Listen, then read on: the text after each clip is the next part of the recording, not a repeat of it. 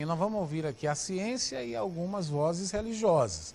A ciência é através da doutora Maria do Carmo, que é psicanalista, né? O que nós podemos avaliar disso com olhares da ciência, doutora? Boa tarde. Boa tarde, Silas. É um fenômeno frequente até nas nossas sociedades e a psicanálise vai falar que as nossas carências, as nossas faltas, os nossos desejos nos movem e fazem com que a gente busque, de maneiras às vezes não apreciadas, não aceitáveis, a satisfação desses desejos. Os recalques que a gente passa, as impossibilidades que a vida nos coloca, podem nos levar a esse tipo de visão de mundo ilógica, até porque esses fenômenos também são inconscientes.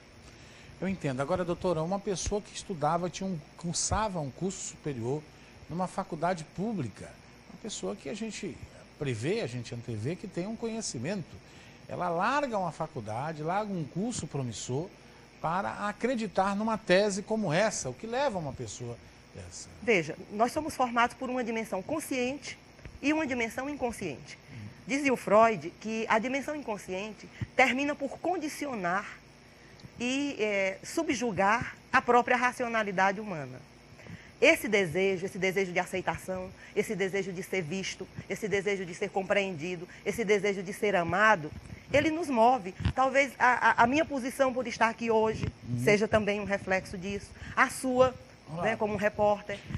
E assim cada um encontra a sua maneira de buscar essa inclusão, esse desejo de ser compreendido, de ser aceito, de ter em que acreditar, né, de ter por que lutar. Pastor Davi, boa tarde, pastor. Boa tarde, senhor. O senhor tem uma visão, o senhor que é um evangélico, um doutrinador, um pregador, né? Qual é a sua visão de um episódio como esse? Primeiro, eu lamento até assistir essas coisas, né? Lamento porque estava falando ainda há pouco para o padre que está faltando de fato aí uma hermenêutica no texto sagrado. A Bíblia Sagrada, ela precisa ser lida, não é? Precisa ser interpretada com cuidado. Por exemplo, no livro de Mateus, capítulo 24, no versículo de número 11, levantar-se-ão falsos profetas. O que é um profeta? Até para explicar a diferença entre um profeta e um sacerdote. O sacerdote é aquele que ouve de Deus e leva para o povo, não é? Ao contrário do profeta. O sacerdote ouve do povo e leva para Deus. E o profeta ouve de Deus e leva para o povo. Então a pergunta é, esse homem ouviu de fato Deus ou um anjo? Eu quero descartar as duas possibilidades. Porque se você quiser ouvir Deus hoje, Silas, você tem que ler a palavra dele. É na Bíblia que você vai encontrar as respostas. Está escrito que, conhecendo a verdade, então seríamos libertos por essa verdade. A palavra conhecimento aqui em grego é gnosko. E essa palavra conhecimento significa relacionamento íntimo. Então, eu quero dizer para a comunidade que está acompanhando esse cidadão, que ela está incorrendo num erro grotesco, que ela será decepcionada. Quero dizer a esse senhor também que ele não é um profeta verdadeiro, que ele é um falso profeta e que a sua profecia não vai se cumprir. Silas, desafio a um programa posterior ao evento. Pois não. E tenho certeza que posso estar aqui, porque eu sei que não vai acontecer. O que ele cita, no que ele diz na sua profecia anunciada por ele, é trechos do que lembra o Apocalipse. Mas né? isso é comum, a leitura Silas. bíblica, né? Todos, não, claro, né? Eu só estou querendo pontuar que ele citou, né? E que nos lembra a leitura do livro de Apocalipse. E nesse caso, Silas, o livro que ele citou, o texto que ele citou, é uma profecia já cumprida. Daí a palavra tem que ser interpretada corretamente. A hermenêutica aí está errada. Por exemplo, o texto em questão fala da queda de Satanás, trazendo a terça parte dos anjos, mas é algo que já está no passado.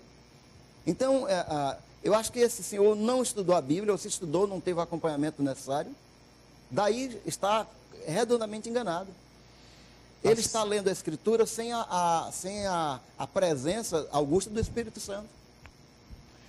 Padre Amadeu, boa tarde. A visão, então, a sua visão como um homem, um pregador, um homem religioso da Igreja Católica, Padre Amadeu. Boa tarde, Silas. Boa tarde, professora e pastor. No primeiro momento, como respeitar a individualidade das pessoas, que é um dos preceitos da nossa sociedade, esta autonomia do ser humano. Se nós damos ao indivíduo, então, essa autonomia, sem levar em conta critérios para que a gente possa se formar ou ver o que é o melhor em vista da vida humana, então a gente pode criar, e aí eu vou usar uma palavra, quero respeitar também as pessoas aí, mas as aberrações que às vezes a pessoa se diz assim, não, eu sou livre, eu vejo, eu vi, eu faço, isso é que é o certo. Pois bem, meu amigo, mas existe alguma coisa objetiva que a minha subjetividade precisa, de alguma maneira, prestar contas. O pastor diz muito bem, nós precisamos, enquanto falamos de Deus, na linha judaico-cristã, nós temos o texto das Sagradas Escrituras. E nós lemos as Sagradas Escrituras dentro de uma igreja, dentro de uma ciência hermenêutica, exegética, que vai dando a nós, então, uma compreensão aceitável pela racionalidade humana. Até que ponto essas pessoas que vivem esse tipo de seita, nós poderíamos dizer que são humanizadas, ou estão sendo melhores humanamente. Esse é um aspecto, para mim, lamentável, porque há pessoas que se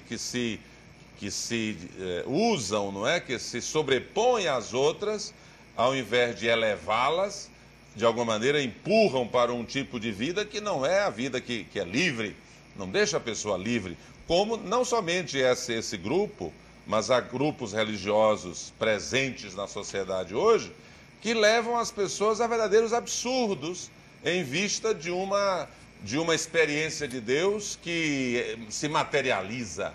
A experiência de Deus é uma experiência interior que leva a gente a amar, a ser verdadeiro, a ser justo, a ser fraterno. Isso precisamos. É lamentável que aconteçam esses tipos de manifestações. Nós, evidentemente, pessoalmente, entendo que a Igreja Católica também não anda anunciando o fim do mundo. As Sagradas Escrituras, no início, dizia que Jesus ia voltar logo. Ele vai voltar. Isso nós cremos, na parousia, no fim dos tempos, os finais dos tempos. Mas nós não podemos prever isso. Jesus Cristo diz, nem eu mesmo sei.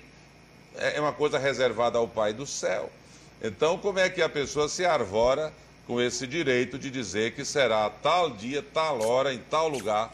É uma pretensão que foge ao âmbito da racionalidade humana. Pode haver algum desvio psíquico aí, doutora Maria? Pois é, a interpretação possível é de que haja um fenômeno aí de histeria coletiva, distúrbios mentais, sem dúvida.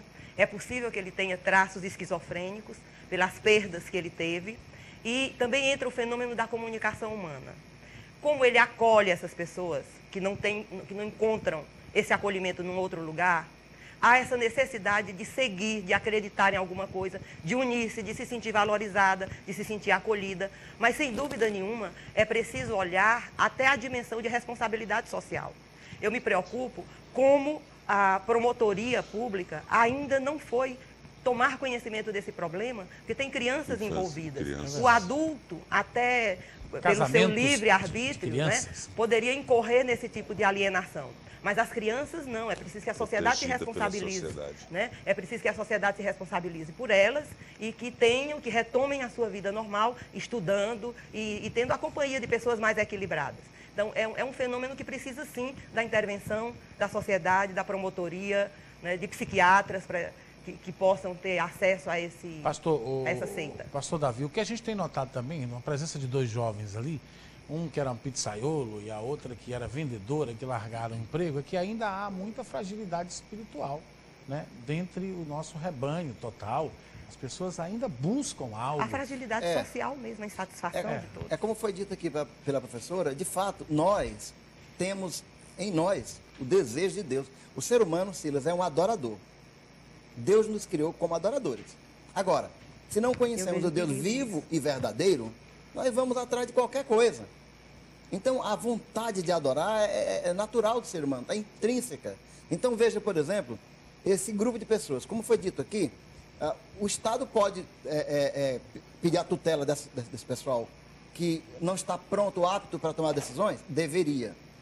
O Ministério Público também deveria. Agora, é necessário também verificar a questão da liberdade que temos.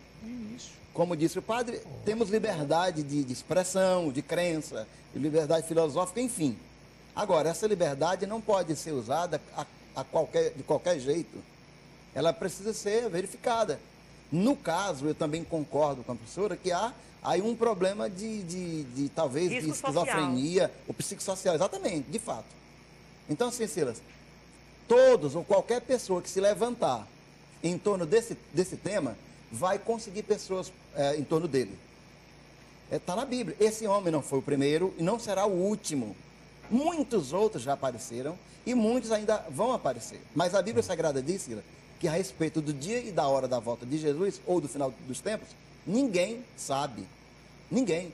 Inclusive, quando Jesus frisou, nem o Filho sabe, ele estava falando do ponto de vista teológico, do ponto de vista humano. Então, ele estava dizendo, isso está reservado ao Pai. Então, ora, ninguém sabe. Pois não. Tá certo. Para finalizar, padre, você queria finalizar? Pois bem, ao finalizar, gostaria então de dizer ao nosso povo a importância da religião para o processo de humanização, mas a importância de viver a fé numa perspectiva sempre pelo crivo da razão. Nós não podemos separar ou viver só o emocional, o momentâneo. É importante que a gente se coloque sempre numa postura de quem pensa, que isso nos ajuda a viver uma religião que vai agradar também a Deus, que nos fez seres racionais. Tá certo, muito obrigado, doutora, muito obrigado, senhor. Eu também gostaria de frisar que, claro que o emocional é importante, mas é preciso que o emocional não seja uma fonte de alienação, uma fonte de dependência, seja uma fonte de realização e de liberdade, né? E que todos esses problemas que os seres humanos passam, todos passam, e que precisam ser ouvidos, e que precisam de realização, de um trabalho digno, de um trabalho que realize, precisa ser buscado nesses meios, na busca de um trabalho humanizado, na busca de um trabalho que faça crescer, que atenda às nossas necessidades, e não nos deixando inebriar por qualquer tipo de fanatismo, seja ele religioso, seja ele político, até porque estamos em período político. Cuidado, a liberdade precisa de consciência, né? E a sociedade também é responsável para evitar esses riscos sociais e essas alienações. Muito obrigado, senhores e senhoras. Muito obrigado, muito obrigado.